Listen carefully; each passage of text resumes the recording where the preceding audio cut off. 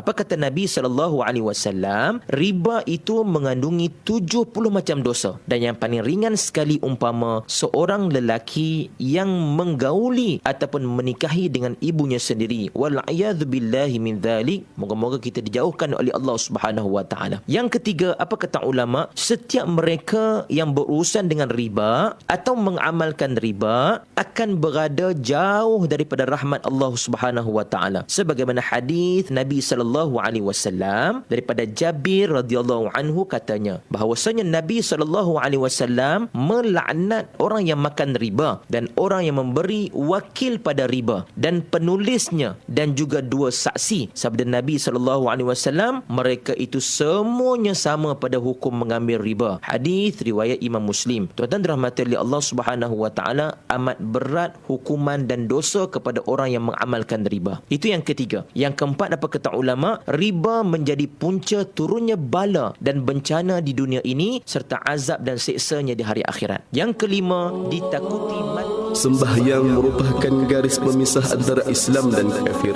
Sabda Rasulullah sallallahu alaihi wasallam bermaksud beza antara seorang laki-laki muslim dengan kafir ialah meninggalkan sembahyang. Saudara yang berbahagia, sekarang tibalah waktu azan bagi menandakan masuk waktu solat fardu asar bagi kawasan Sandakan dan kawasan-kawasan yang sama waktu dengannya. Azan ini menyeru umat Islam supaya menunaikan solat dan mencapai kejayaan. Allahu Akbar, Allahu Akbar, Allahu Akbar, Allahu Akbar. Asyhadu an la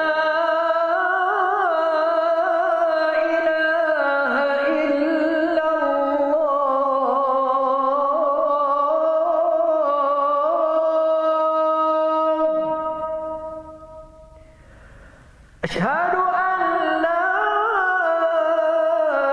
إله إلا الله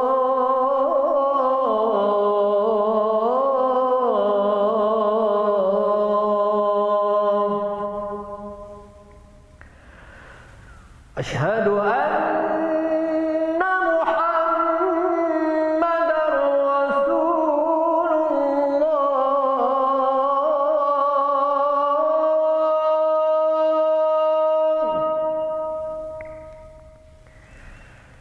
أشهد أن محمدا رسول الله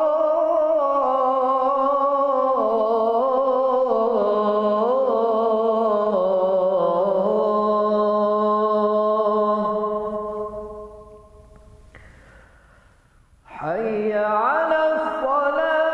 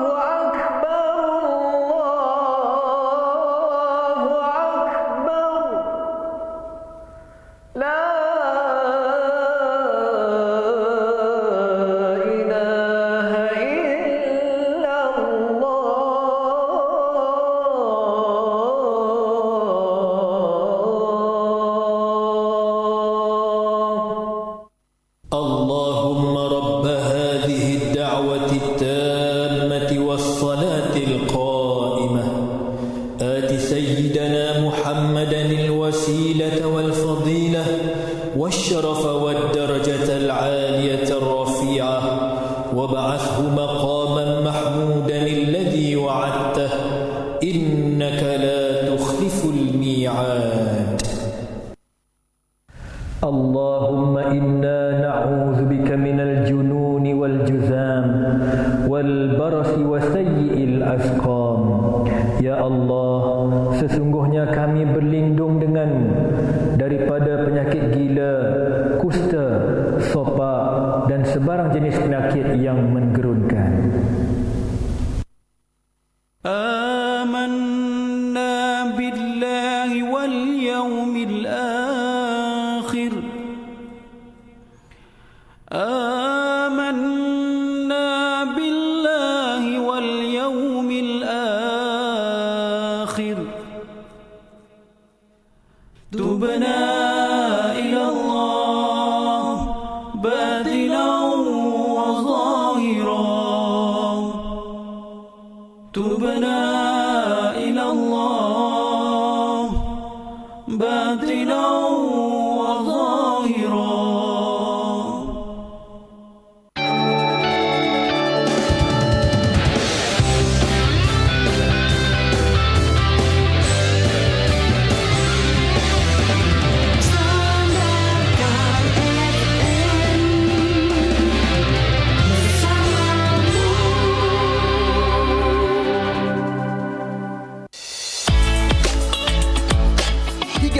je 34 je edisi Jumaat.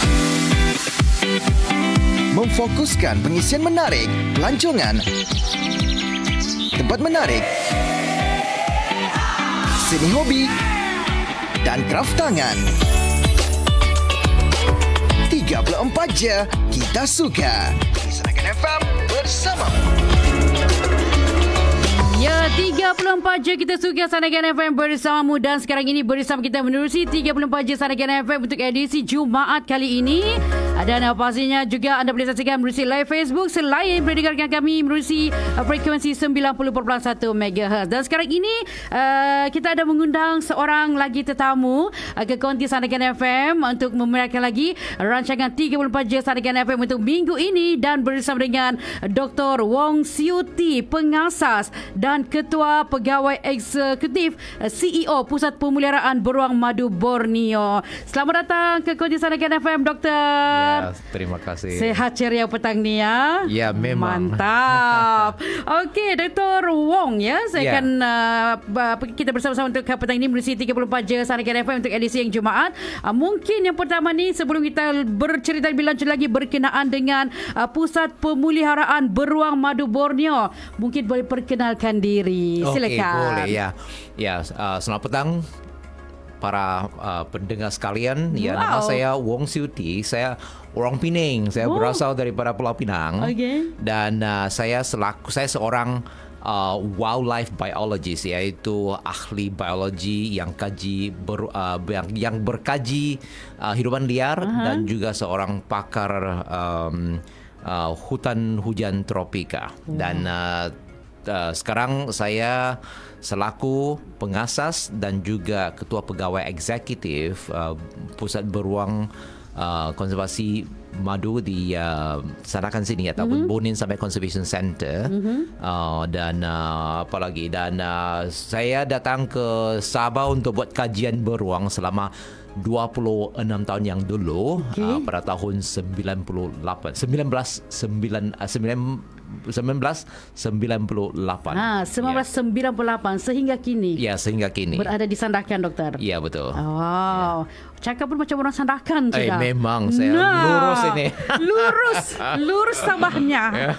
Okey, Doktor, boleh juga kongsikan bersama dengan pendengar macam mana timbul idea untuk pewujudan Pusat Pemeliharaan Beruang Madu Borneo ini, dan apakah tujuannya? Okey. So seperti apa yang saya sebutkan tadi, 26 tahun yang dulu saya diberi peluang untuk buat kajian tentang beruang di Danum Valley. So masa itu saya buat master master degree saya di University di Amerika, University of Montana, dan tajuk kajian untuk master thesis saya iaitu ekologi beruang madu di dalam hutan hujan tropika kita. So maka saya datang ke sini 26 tahun yang dulu, dan lepas tu buat kajian. Masa itu kita langsung tidak tahu apa umpamanya apa tabiat beruang di dalam hutan, apa makanan yang mereka makan, apa keluasan hutan yang mereka perlu dan sebagainya. Langsung kita tidak tahu. So saya betul-betul bersyukur kerana diberi peluang ini untuk buat kajian itu. Dan apa yang saya dapat tahu memang mengagumkan kerana mereka memainkan banyak peranan yang begitu penting di dalam hutan kita. Ya, memang kewujudan beruang di dalam hutan sangat penting kerana mereka memanfaatkan sama ada tumbuh-tumbuhan dan binatang di dalam hutan. Tapi bila saya keluar daripada hutan, apa yang saya nampak pun mengagumkan juga menyakitkan hati kerana nampak hutan ditumbang, nampak binatang diburu, dimakan, dan anak beruang dipelihara orang. Dan maka pada tahun 2004 saya ada buat satu kajian untuk satu survey lah ya, untuk dapat tahu apa keadaan beruang-beruang yang dipelihara orang di seluruh Malaysia, iaitu termasuk Sabah, Sarawak dan Semenanjung. Dan masa itu memang banyak saya temu beruang yang dipelihara orang, sama ada di persendirian ke, ataupun di mini zoo ke, ataupun di taman-taman buaya ke, ataupun di tempat-tempat rekreasi lah. Dan semua beruang itu semua sengsara. Dan masa itulah mencetuskan idea yang pertama, perkali yang pertama, bahawa kita perlukan satu pusat khas untuk menolong beruang-beruang di negara kita pun, di negeri kita di Sabah. Dan idea itu memang saya curi daripada Orangutan Center, pusat pemeliharaan Sepilo. Sepilo. Kerana Sepilo sama juga orangutan menghadapi masalah yang sama, tapi kerana orangutan memang disayangi kebanyakan orang, dan kerajaan ataupun international conservation community mereka pun tumbuhkan perhatian untuk buat pemeliharaan orangutan, kerana orangutan kongsi 97% daripada DNA mereka dengan orang. So mereka dapat attention yang jauh lebih besar daripada beruang. So maka itu saya punya anggaplah kita perlukan tubuhkan satu pusat khas untuk buat pemeliharaan, khas untuk menolong beruang-beruang yang dipelihara orang.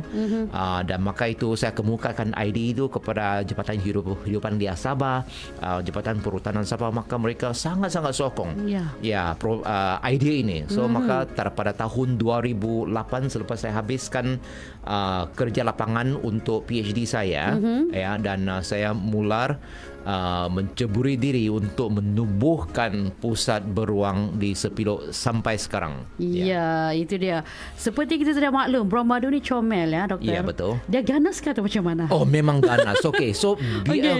Pertamanya semua orang mesti mau tahu bayi seseekor sama ada bayi mamalia lah ya, bayi orang sama juga, bayi kucing ke, anjing ke, semua sama, semua comel bayinya, anaknya masa bayi semua. lah, Ya, tapi binatang itu, bayi itu akan membesar. Betul. So beruang madu merupakan satu spesies hidupan liar, binatang yang buas. Bila mereka besar, memang bahaya. Memang bahaya. So itu kita tidak boleh memelihara persendirian dari segi keselamatan, kerana mereka garang, mereka hidupan buas. Lagipun mereka dilindung oleh undang-undang negara kita sepenuhnya.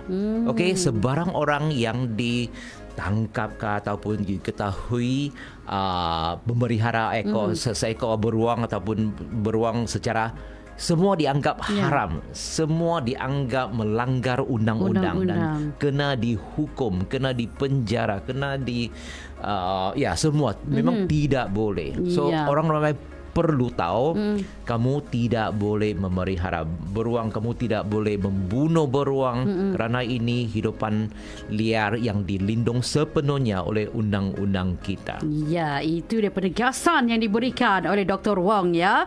Okey, mungkin ada je pendengar yang mungkin daripada luar daerah Sandakan. Di mana letaknya pusat pemeliharaan beruang madu Borneo ni, Doktor? Okey, so pusat kita terletak di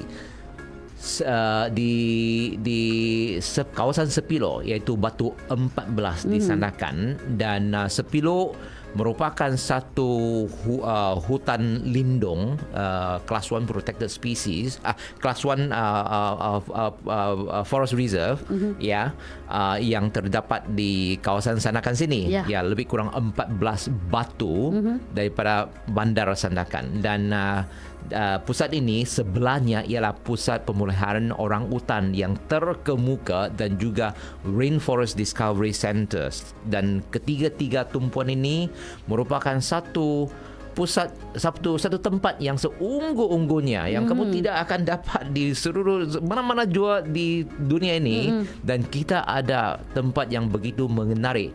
Tiga pusat bersama-sama di Sandakan sini. Ya, jadi menariknya di daerah Sandakan ni satu-satunya di dunia ya. Betul. Pewujudan pusat pemeliharaan beruang madu Borneo.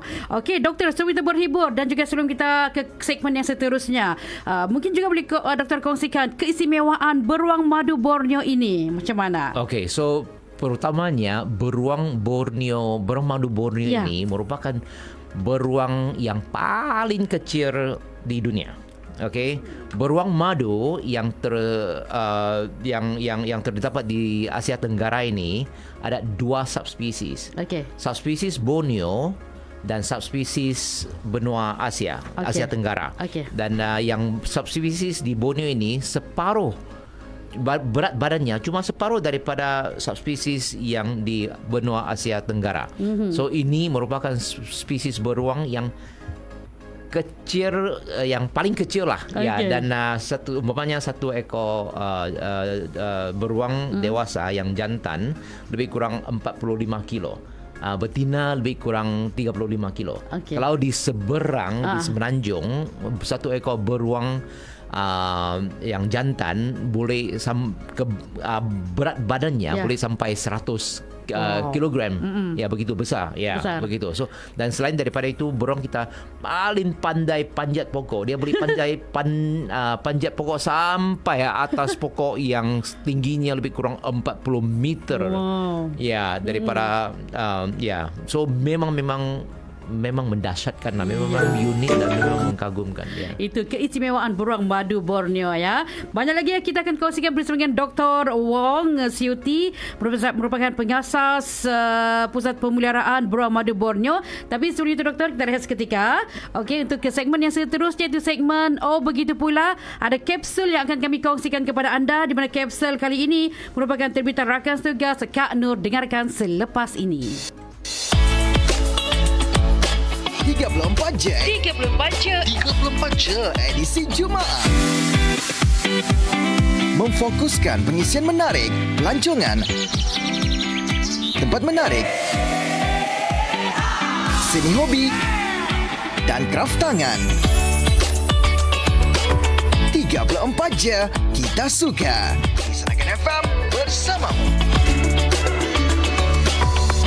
Begitu pula. Ingin tahu tempat-tempat menarik, makanan etnik dan alat muzik tradisional Sabah? Semuanya kami rangkumkan dalam kapsul 34 je. Begitu pula. 34 je kita suka. 34 je berkongsi tempat menarik di Sandakan. Gua Gomantung. Gua Gomantung merupakan salah satu tempat menarik di Sandakan. Gua Gomantung terletak di daerah Kinabatangan, iaitu lebih kurang 95 km dari pusat bandar Sandakan. Gua Gemantung merupakan salah sebuah gua batu kapur yang cukup popular di Malaysia dan juga kepada pelancong dari luar negara yang datang melancong ke Sabah, khususnya daerah Sandakan. Ini kerana di dalam gua ini terdapat lebih kurang 17 hingga 19 gua-gua kecil yang menjadi tempat tinggal kepada jutaan burung layang-layang. Sarang burung layang-layang yang terhasil di gua ini merupakan antara yang berkualiti dan terbaik di dunia. Terdapat dua jenis sarang burung layang-layang di gua ini, iaitu sarang hitam dan juga sarang putih, yang mana sarang putih lebih berkualiti dan berharga. Sarang hitam yang ketinggiannya 90 meter lebih mudah diakses berbanding sarang putih yang memerlukan persiapan atau kemahiran yang lebih tinggi. Biasanya, kerja memungut hasil atau penuaian sarang burung layang-layang ini hanya dilakukan 2 kali sahaja dalam setahun, iaitu dalam bulan Februari dan bulan Ogos, dan ia dikawal sepenuhnya oleh Jabatan Hidupan Liar Negeri Sabah. Pengunjung yang datang ke Gua Gemantung berpeluang melihat aktiviti penuaian oleh para pekerja yang menuai sarang burung layang-layang menggunakan peralatan tradisional seperti piatau, gegulung, sesungkit dan ambong. Selain itu, pengunjung dapat melihat burung layang-layang dan kelawar bertukar masa keluar dan masuk yang berlaku sekitar pukul 5.15 petang hingga 6.15 petang. Pada masa itu, kelawar akan keluar dari gua, manakala burung layang-layang pula akan masuk ke dalam gua tersebut. Dengan jumlah burung dan kelawar terbang keluar dan masuk yang dianggarkan mencecah 1 juta ekor, menjadikannya satu keunikan kepada para pengunjung untuk melihatnya. Selain daripada melihat burung layang-layang, terdapat juga beberapa tempat disediakan kepada para peminat burung untuk melakukan aktiviti memerhati burung, yang mana terdapat pelbagai jenis burung yang terdapat di sekitar Gua Gemantung tersebut. Bagaimanapun, pengunjung dan pelawat hanya dibenarkan masuk di kawasan yang dihaskan sahaja bagi mengelakkan sebarang kejadian yang tidak diingini, kerana Gua Gemantung ini banyak didiami spesies burung, termasuklah juga kelawar yang mungkin akan menyebabkan ada bau yang tidak menyenangkan. Jadi, pengunjung bolehlah sediakan penyembur wangi untuk digunakan selepas dari gua. Gua Gemantung, 34 je kita suka. Oh, begitu pula. 34 je kita suka. Sandakan FM bersamamu. Kita suka Sandakan FM bersamamu. 34 je edisi Jumaat. Memfokuskan pengisian menarik, pelancongan, tempat menarik, seni hobi dan kraf tangan. 34 je kita suka. Sandakan FM bersamamu.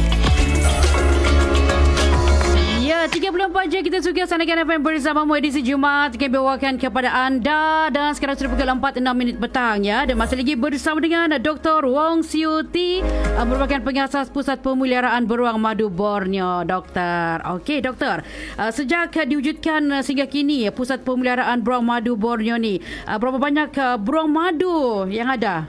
Okey, so sejak kewujudan pusat ini dalam 16 tahun ini, Jabatan Hidupan Liar Sabah merampas dan menselamatkan 69 ekor beruang, dan hantar kepada kita untuk jaga. Dan dalam 69 ekor beruang ini, 12 sudah berjaya kita pulihkan, dan lepas tu besarkan, lepas tu lepaskan di dalam hutan. Ya, 12 ekor. Dan sekarang pusat kita ada 43 ekor, dan ya masih di dalam pusat beruang di Sandakan sini. Dan baru-baru saja minggu lepas kita hantar 1 ekor anak beruang, namanya Tinom, ya, ke Tabin Wildlife Reserve supaya kita buat proses permuliharaan di dalam hutan, kita panggil soft release, dan dia akan dibesarkan di dalam hutan Tabin. Dan sentiasa ada kawasan yang semula jadi hutan yang semula jadilah. Kita harap dia boleh dibesarkan dan pelan-pelan berdikari daripada jagaan ibu tiri dia, iaitu kita punya staff yang jaga si Tinom itu. Okey, itu dia ya. Jadi pandangan doktor, apakah usaha yang perlu dilakukan untuk memperkasakan lagi tempat-tempat menarik di daerah Sandakan, doktor? Okey, Sandakan memang satu tempat yang begitu unik dan begitu special sekali lah ya. Umpamanya di Sepilo ada 3 pusat yang begitu menarik, dan selain daripada itu ada banyak lodging, iaitu resort kah, lodge kah, tempat penginapan yang sedia ada, dan lagipun itu lapangan terbang Sandakan begitu dekat ya.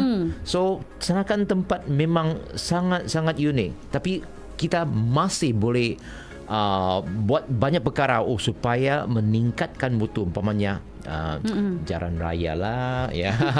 Ya, umpamanya infrastruktur supaya untuk para pelancong yang mereka datang ke sini, kita boleh dapat dapat supaya mereka punya experience lagi bagus ya, daripada segi infrastruktur ya, lampu jalan lah ya, dan selain daripada itu saya ingat memang bagus, dan memang bagus kerana bukan sahaja Sepilo yang ada 3 tumpuan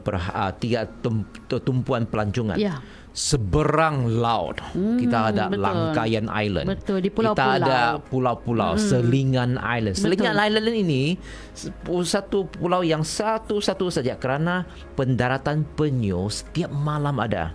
Memang satisfaction guaranteed ya, dan tidak jauh daripada Sandakan ialah Kinabatangan ya, itu Sungai Kinabatangan. Banyak peluang untuk para pelancong untuk tengok hidupan liar, sangat-sangat unik itu dia. Begitu. So memang bagus ya. Okey, itu pandangan daripada doktor secara peribadi ya. Dan harapan yang terakhir ni doktor terhadap usaha pemeliharaan beruang madu Borneo, doktor. Harapan saya ialah kita kena memastikan bahawa beruang madu boleh tinggal di dalam hutan kita selama-lamanya. Okey, mereka tidak akan jadi pupus macam badak sumbu kita. Memang kasihan sekali, badak kita sudah jadi pupus. So kita harap-harap beruang madu jangan ikut jejak badak sumbu ya, supaya semua dan lepas tu kerja-kerja selamatkan beruang terlibat semua orang.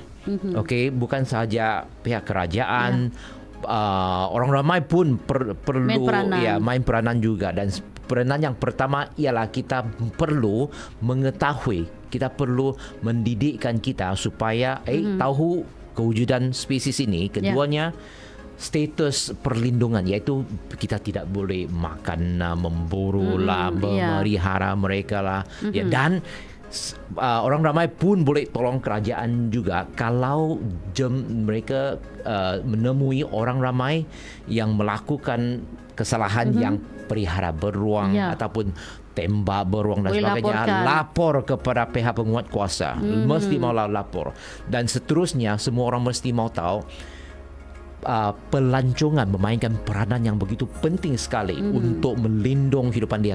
Kerana bila pelancong, terutama yang pelancong asing datang ke Sandakan, datang ke Sabah, datang ke Malaysia, kewangan yang mereka guna di sini akan menjana peluang pekerjaan. Betul.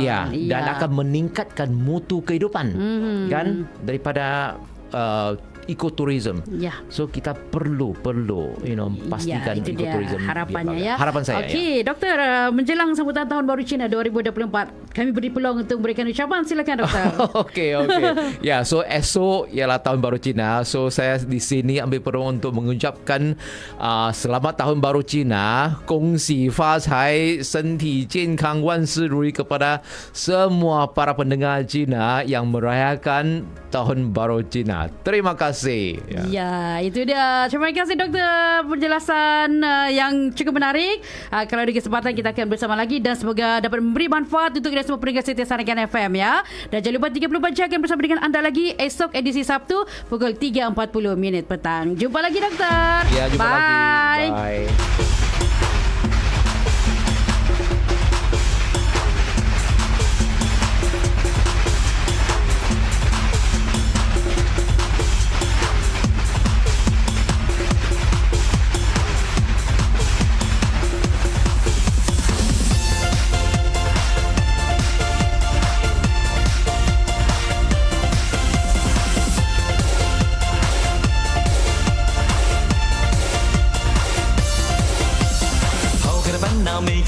新的一年已来到，没有了悲伤，不再孤单，美好的日子在前方。新的衣裳穿得漂亮，欢欢喜喜来歌唱。你拿红包，我也拿红包，开开心心吃年糕。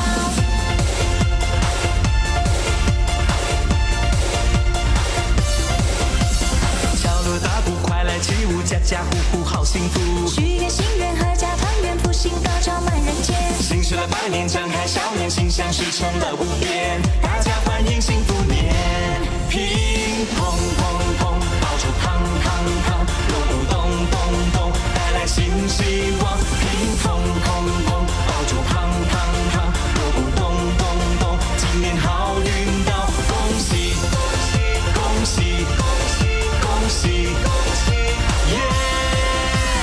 岁岁平安，哈哈哈！年年有余，哈哈哈！健健康康，哈哈哈！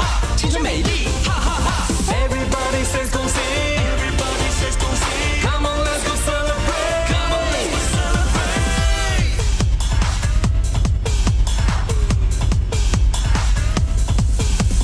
快来，好运到来，快来，幸福满怀，快来，百万横财，今年一定会精彩，快来，好运到来，快来，幸福满怀，快来，百万横财，今年一定会精彩。敲锣打鼓，快来起舞，家家户户好幸福。许一个心愿，阖家团圆，福星高照满人间。新时来百年，张开笑脸，心想事成了无边。大家欢迎幸福年，乒乓乓乓，爆竹砰砰砰，锣鼓咚咚咚，带来新希望。乒乓乓乓，爆竹砰砰砰，锣鼓咚咚咚，今年好运到，恭喜恭喜恭喜恭喜恭喜恭喜，耶！砰砰砰，爆竹砰砰砰，锣鼓咚咚咚，带来新希望。